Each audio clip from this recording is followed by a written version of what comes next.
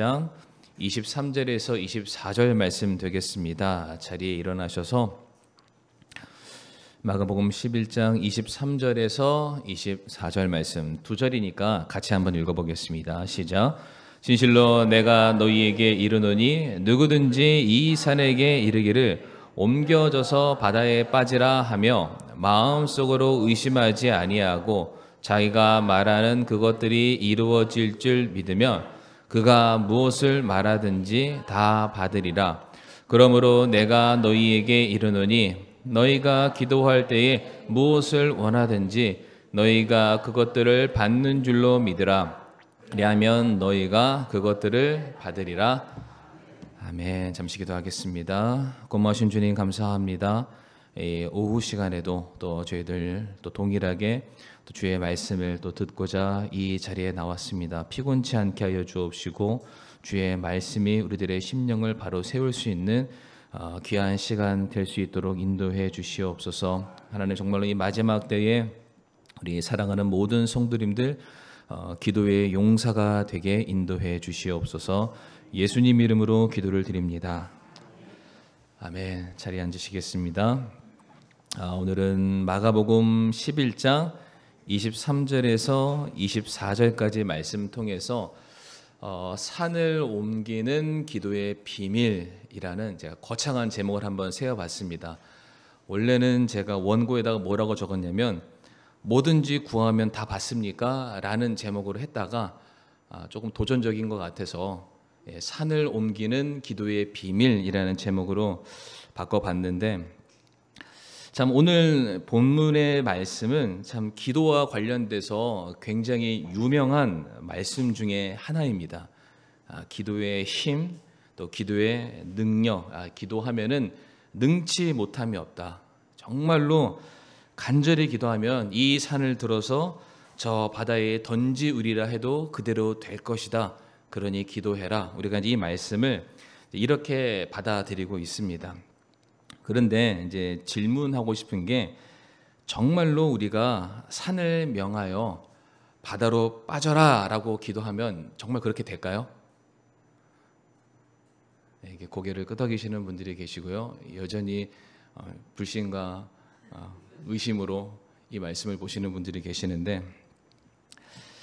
만약에 오늘 본문의 말씀 그대로 이루어진다라고 한다면 저는 이렇게 기도하고 싶습니다. 뭔가 좀 옮겨줬으면 좋겠어요. 이제 뭐가 옮겨줬으면 좋겠냐면 저희 교회 앞을 가리고 있는 은행나무 두 그루가 좀 옮겨줬으면 좋겠습니다. 하나님 제발 이 시간 간절히 기도하는 것은 우리 교회 앞에 은행나무 두 그루 무등산으로 옮겨주시옵소서. 너무 커서 교회의 이 전면을 한 50%가 뭐예요? 한창 되면 거의 막 절반 이상을 가립니다. 교회가 전혀 보이지 않기도 하고요. 성도들 가을 때 한번 보셨습니까? 말이 뭐합니까? 징그럽습니다. 매일 아침 나갔다 들어오면은 하나도 안 쓸어놓은 것 같아요. 낙엽이 계속해서 떨어지니까. 정말로 우리가 기도하면 이 산을 옮겨주시는 능력으로 우리들의 모든 필요들을 하나님께서 응답해 주실까? 정말 그러하다면 우리들의 삶에 산적해 있는 그 수많은 문제들을 우리가 주님의 발 아래 내려놓고, 주님 제발 그거 다 던져버려 달라고. 나한테는 넘지 못할 태산이지만 주님한테는 아무것도 아니니까 제발 던져서 이제 없었던 것처럼 해달라라고 우리가 그렇게 기도하고 싶을 겁니다. 그런데 오늘 말씀의 이 핵심이 조금 다른 데 있다라는 것을 우리 성도님들과 함께 말씀을 통해서 살펴보기를 원하는데, 성도님들 한번 오늘 본문 말씀을 피셨으니까 마가복음 11장 20절 바로 그 위에 있는 소주제를 한번 보시겠습니까?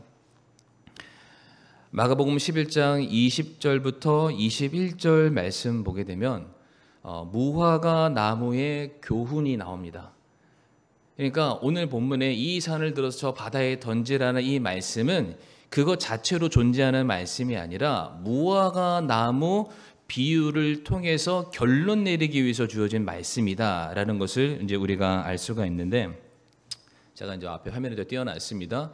무화과 나무. 원래 무화과 나무가 제 때가 되면은, 제 철이 되면은 과실을 맺어서 우리가 먹을 수가 있어야 되는데 이게 말라버려서 무엇 하나 먹을 수 있는 것이 없다. 주님께서 그 나무를 보시면서 이제 저주하시는 이제 내용들이 담겨져 있습니다. 그런데 성경을 우리가 찾아보게 되면은 무화과 나무의 비유가 어떤 나오게 됐을 때 그것이 무엇을 많이 상징하냐면은 바로 종말의 때를 이야기합니다. 그러니까 이것 자체가 비유잖아요. 비유라는 게 그것 자체를 통해서 무엇인가 다른 것을 빗대어 설명하시기 위함입니다. 무화과 나무 비유와 관련돼서 마태복음 24장 32절에서 33절 말씀을 제가 한번 읽어보겠습니다. 이제 무화과 나무의 비유를 배우라. 그것의 가지가 아직 연하고 잎사귀를 내면 여름이 가까운 줄을 너희가 아나니 그런즉 이와 같이 너희가 이 모든 일들을 볼 때에 그때가 가까이 곧 문들 앞에 이른 줄 너희가 아느니라. 마태복음 24장과 25장은 마지막 때에 관련된 제자들의 질문에 대한 예수님의 대답이십니다. 그러니까 종말에 관련된 내용들을 설명하시는 가운데 주님이 말씀하시기를 무화과 나무의 비유를 배워라. 때가 되면은 잎이 자라고 열매를 맺어야 되는데 그러한 순차적인 변화가 일어나는 것처럼 주님의 마지막 때에도 무엇인가 변화에 대한 징조들이 보이게 될 것이고 그때가 되면은 주님께서 오실 것이다. 종말에 관련된 내용입니다. 최근에 우리 성도는 뉴스를 보셔서 알겠지만은 일본의 난카이 대지진이라는 관련된 뉴스를 아마 자주 보셨을 텐데 그것도 사람들이 여러 가지 징조와 현상을 예측하고 계산해서 앞으로 이런 일들이 있을 거다라고 합니다. 그러니까 사람들도 여러 가지 현상과 징조를 통해서 마지막 때를 알 수 있는 것처럼 주님께서도 무화과 나무의 비유를 들어서 마지막 때에 대한 내용들을 우리에게 말씀을 하시죠. 다시 말씀드리지만은 어쨌든 오늘 본문에 나오는 이 산을 들어서 바다에 던지라는 이 말씀은 단순히 너희가 기도하면 응답해 주실 거다라는 기도에 초점을 두는 그런 말씀이 아니라 종말에 관련된 때에 대한 이야기를 우리에게 말씀하시는 겁니다.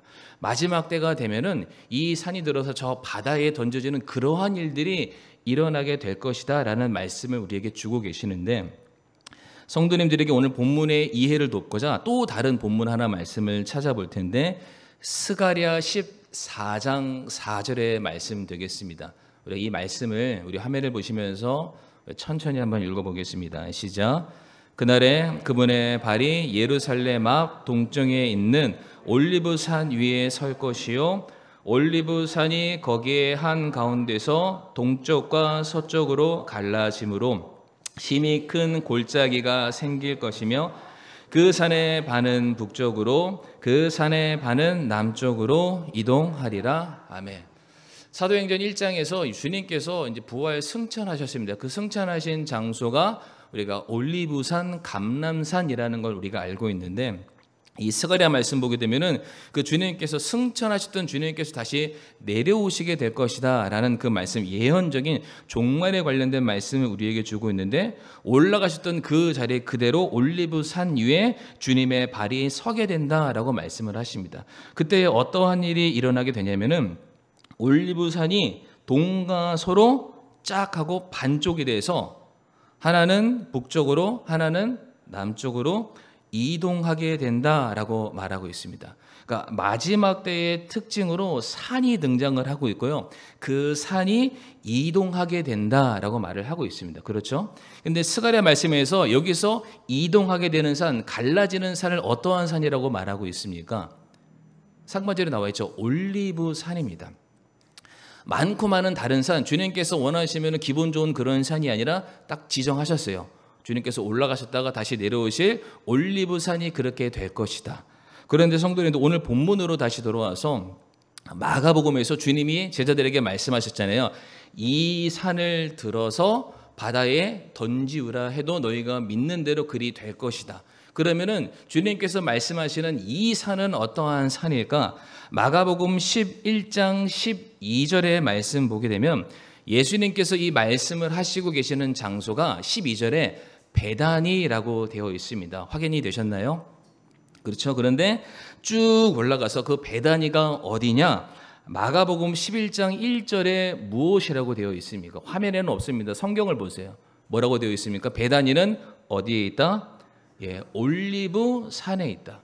그러니까 지금 예수님께서 올리브산 베단이라는 곳에 서셔서 제자들에게 말씀하시는 거예요. 무화과 나무의 비유를 말하시면서 종말의 때를 설명하시고, 종말의 때를 설명하시면서 너희가 기도하면은 이 산이 들어서 저 바다에 빠지게 될 것이다. 지금 동일하게 마지막 때를 말씀하시는데 산이 등장하고 있고요. 산이 등장하면서 그냥 있는 것이 아니라 이동한다라는 말씀이 나오고 있습니다. 조금씩 이해가 되시나요? 베다니에 대한 이해를 설명드리게 되면은 그 예루살렘 성전이 있고요. 그 성전 맞은편에 감람산이 있습니다. 그 이 서로가 마주보고 있는 이 언덕배기죠. 올리브산에 내려오는 언덕배기 중간에 겟세만의 동산이 있습니다.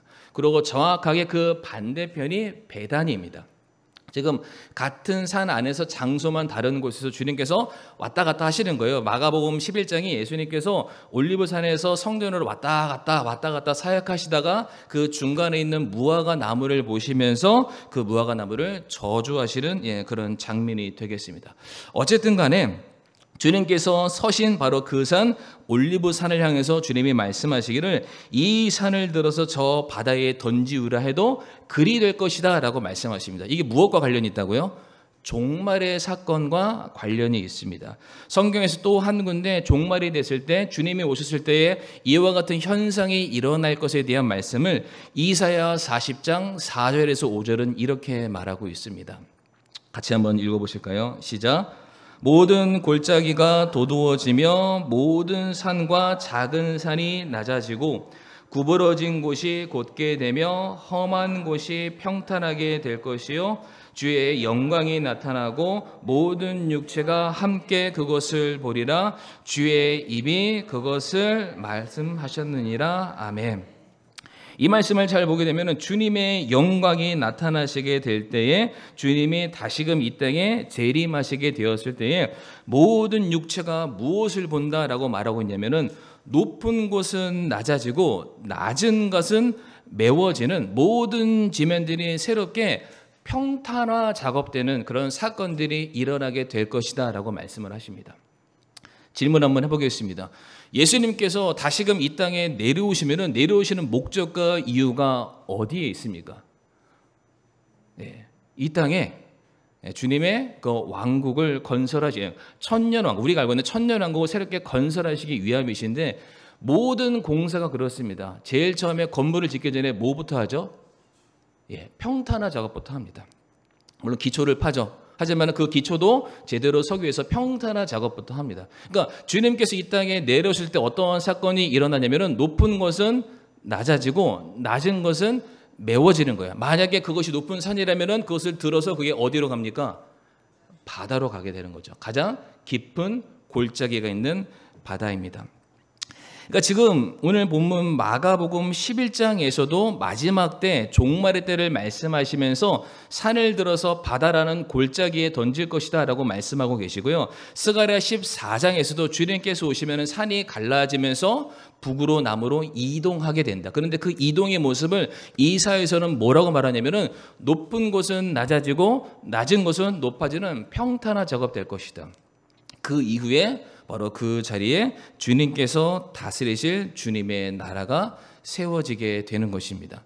그러니까 오늘 본문의 말씀이 무엇을 의미하는지, 무엇을 의도하는지를 성도님들이 아셔야 우리가 이 말씀 가지고 어떻게 기도할지 기도의 내용이 달라지게 됩니다.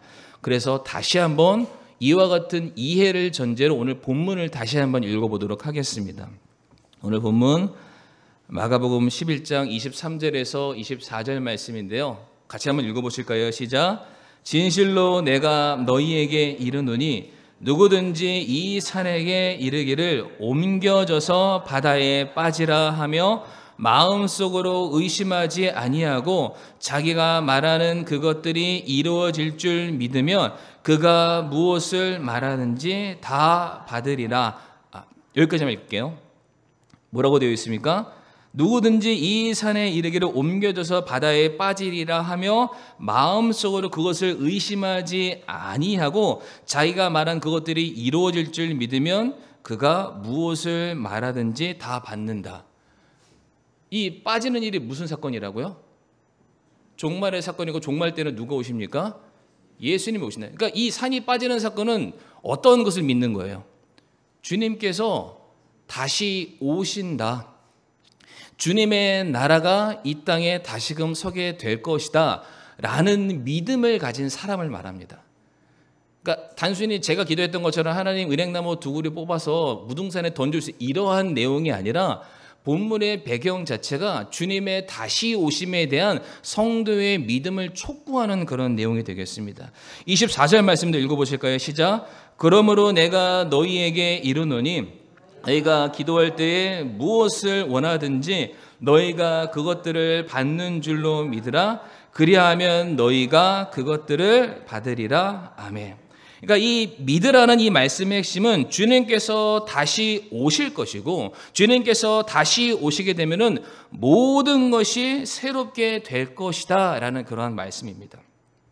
주님만이 온 세상을 영원토록 다스리실 만왕의 왕으로 이 땅에 오실 것이고 그분께서 반드시 우리를 구원해 주실 것이고 이 땅에 살아있는 모든 죄인들은 심판받게 될 것이고 이 땅에 주님만을 바라보는 모든 의인들에 대해서는 주님께서 반드시 긍휼과 자비로 그들을 위로하시고 그들의 모든 믿음의 수고에 대해서 보상해 주실 것을 믿어라. 그 믿음을 가지고 너희가 구해라, 간구해라, 외쳐라, 부르짖어라 라는 말씀입니다.